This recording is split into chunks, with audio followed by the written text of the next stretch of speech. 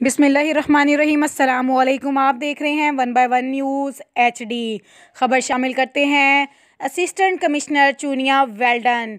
Deputy commissioner Kasur Fayaz Ahmad मोहल की हदायत पर असिस्टेंट कमिश्नर चूनिया रिजवानुल हक पूरी तहसील भर में गैर कानूनी पेट्रोल मशीनों के खिलाफ मुतहर्रिक।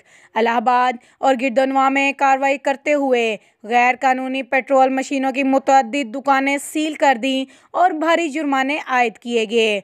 असिस्टेंट कमिश्नर चूनिया रिजवानुल हक पूरी का कहना था कि किसी को गैर कानूनी काम करने और इंसानी जानों से खेलने की हरगिज़ इजाज़त नहीं दी जाएगी।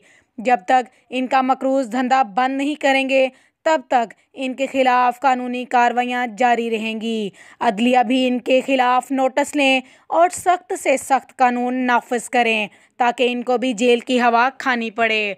मज़ीद ख़बरों से बाखबर रहने के लिए देखते रहिए हमारा चैनल 1 बाय 1 न्यूज़ HD। ताज़ा तरीन अपलोड्स की नोटिफिकेशन हासिल करने के लिए हमारे चैनल को सब्सक्राइब करें और साथ में दिए गए घंटी के निशान को दबाना ना भूलें।